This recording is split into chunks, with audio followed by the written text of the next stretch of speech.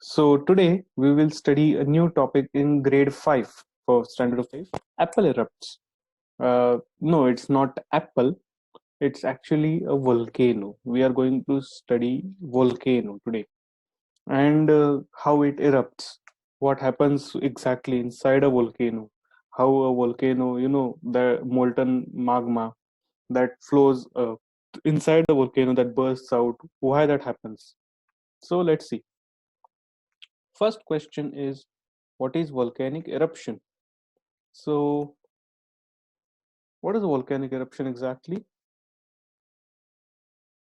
Volcanoes erupt when molten rock called magma rises to the surface.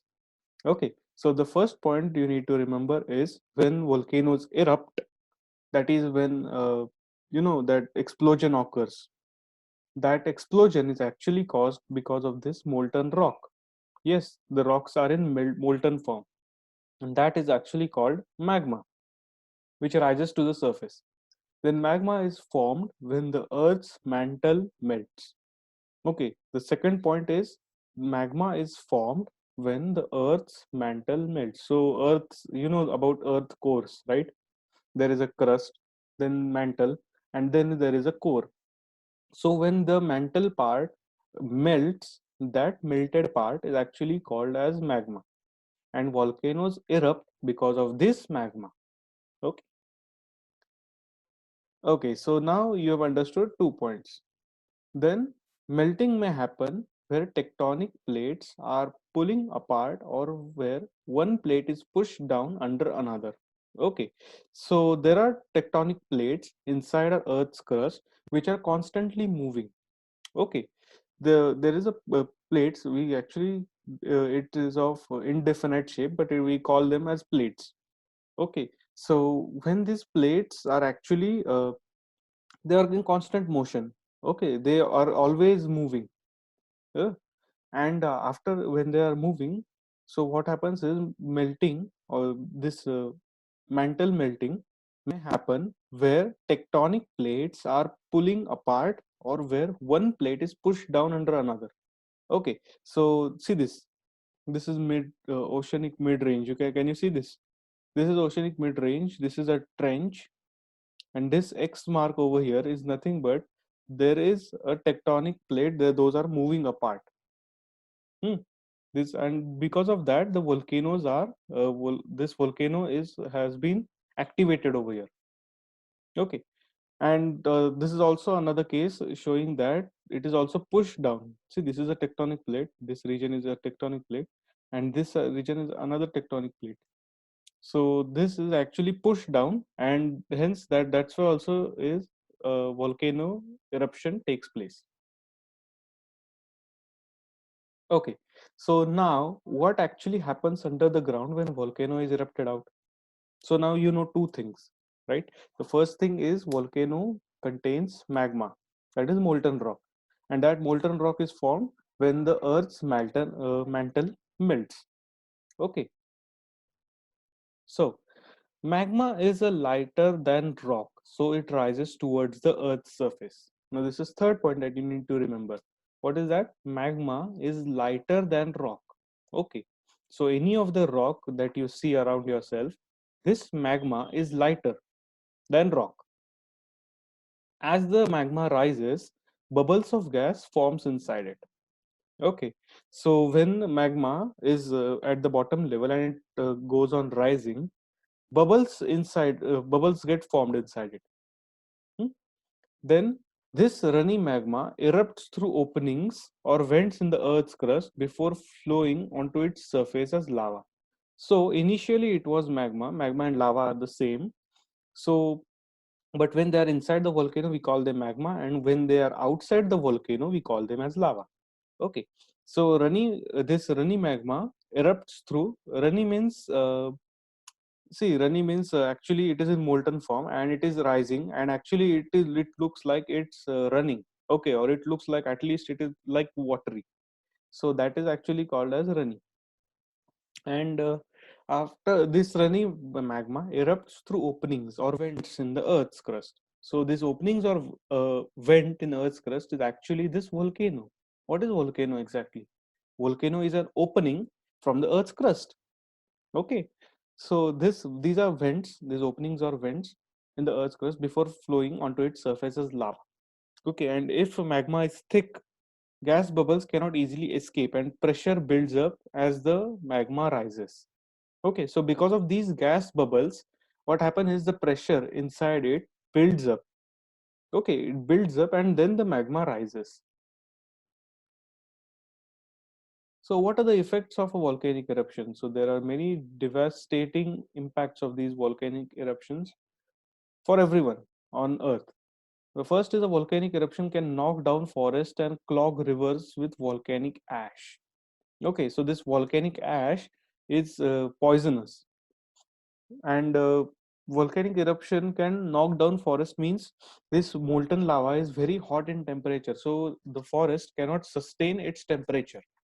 Okay, it is very hot, so the forests cannot easily, I mean they cannot you know they they cannot sustain the damage that these volcano can do. Then damage can occur far from the volcano also.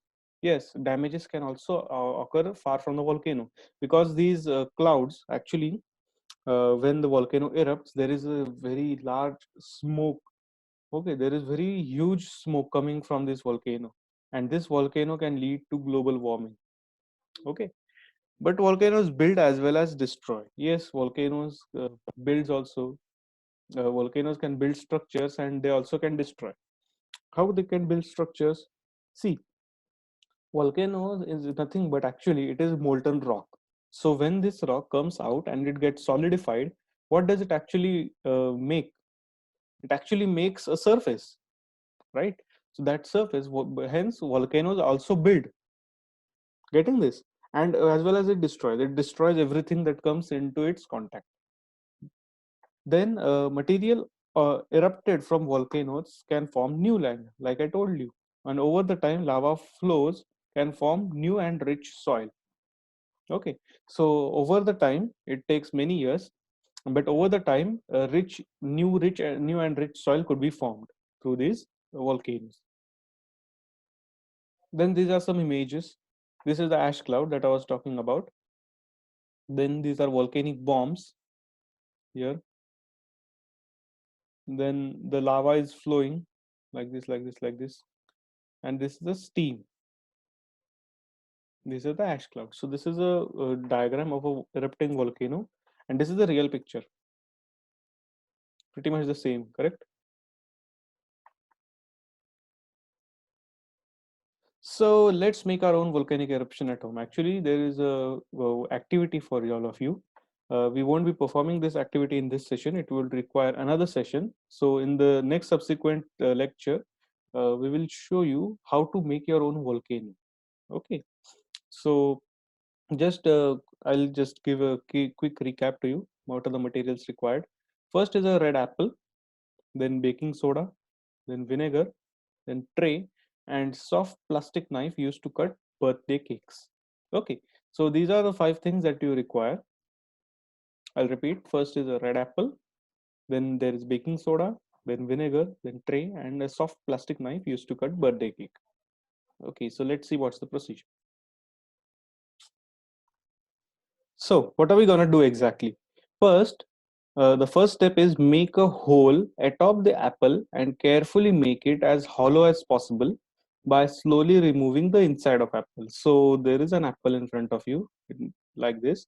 So what you do is with the knife, you have to slowly remove everything and make this hollow. Okay, you have to remove this part from the apple. Okay, this shaded part, you have to remove this shaded part from the apple so that the apple will be hollow. There would be space inside that apple. Okay, and after that, what are we going to do is,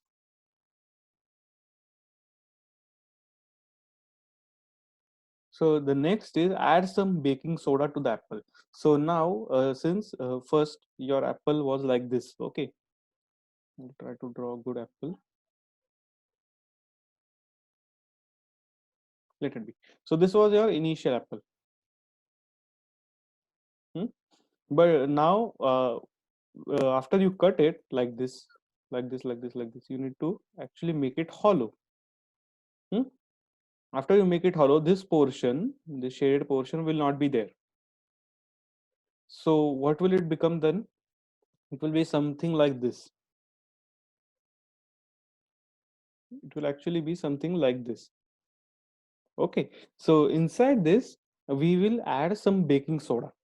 What will we add? We will add baking soda, and then we will add some vinegar inside it, and then you'll see the magic happens. That's why this the name of this session is actually Apple Erupts, because we are going to make an activity based on this. Okay, based on Apple. That's why it is Apple Erupts, and you will see the live demonstration uh, at your. You will do it yourself. Okay, so let's understand what actually happens inside. First is when apple contains citric acid, and when baking soda and vinegar react in the presence of citric acid, which breaks into water and carbon dioxide to create the fizz. Okay, so when this apple that you had, it contains citric acid, and when baking soda and vinegar react in presence of that citric acid, see the apple, this apple that that we have taken, or that that is available in the market, this contains an element known as citric acid. Okay, this has citric acid inside it. Citric. It has citric acid inside it. So, in presence of this citric acid, when we add it to baking soda inside it, and then we also add vinegar, what happens is the chemical reactions occur, and water and carbon dioxide are evolved, and a fizz is created. You will see it live, and you will implement it yourself. Then, just like the fizz comes out instantaneously, molten rock bursts out of the earth's crust under the immense pressure via a vent. Okay, so this is actually an analogy. Analogy means that comparison just to explain you how everything happens. You will get to know this pretty easily. Then part of magma that reaches the earth's surface is called lava, like I told you. The part of magma that reaches the earth's surface by overcoming the volcanic height, the height of that volcano, is called as lava. Then these are the STEM cards: science, technology, engineering, and mathematics, the full form of STEM. Then the think time for all of you. Is it possible to predict a volcanic eruption? If yes, then how? Think. I'll give you 10 seconds.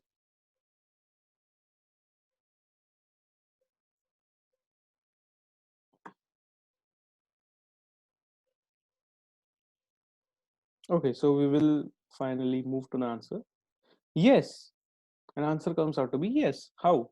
Volcanologists. So these volcanologists are a group of people, okay, who study volcanoes and their eruptions and their impacts.